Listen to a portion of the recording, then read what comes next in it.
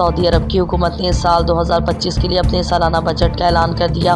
Bureau chief اعجاز احمد طاہر اوان سے عرب media reports کے مطابق سعودی عرب کی حکومت نے اپنے مالی سال 2025 کے لیے 1.184 ٹریلین ریال تقریباً 315 ارب امریکی ڈالر کے بجٹ کی منظوری دے دی ہے اور متوقع اخراجات 1.285 ٹریلین ریال ہیں، جس سے 101 بلین ریال تقریباً 26.88 ارب ڈالر کا خسارہ متوقع ہے۔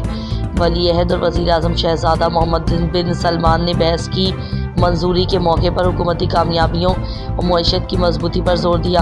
انہوں نے ویژن 2030 کے تحت معیشت کی تنوع پر توجہ دی، جس سے تیل کے علاوہ دیگر شعبوں کا حصہ 52% تک پہنچ گیا ہے۔ بجٹ میں بڑے پیمانے پر ترقیاتی منصوبوں جیسے نیوم میگا سٹی میں سرمایہ کاری جاری رکھنے کا عزم ظاہر کیا گیا ہے، تاہم ان منصوبوں کی مالی ضروریات کے باعث کچھ منصوبوں میں تاخیر یا پیمانے میں کمی کا امکان ہے۔ حکومت بین الاقوامی اور مقامی ذرائع سے خسارے کو پورا کرنے کا ارادہ رکھتی ہے۔ آئندہ سالوں میں حکومت کا مقصد غیر تیل شعبوں میں ترقی کو فروغ دینا اور ویژن 2030 کے اہداف کو حاصل کرنا ہے، تاکہ معیشت کی پائیدار ترقی اور استحکام یقینی بنایا جا سکے۔ مکہ مکرمہ میں زائرین کی سہولت کے لیے روبوٹ فتویٰ کو متعارف کروا دیا گیا۔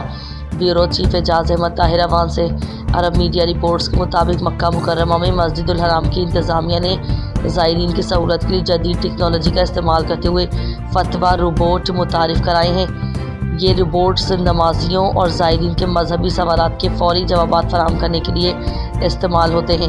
فتویٰ روبوٹ مصنوعی ذہانت سے لیس ہیں اور 11 زبانوں میں کام کرنے کی صلاحیت رکھتے ہیں، جن میں عربی، انگریزی، فرانسیسی، روسی، فارسی، ترکی، ملائی، اردو، چینی، بنگالی اور ہاؤسا شامل ہیں۔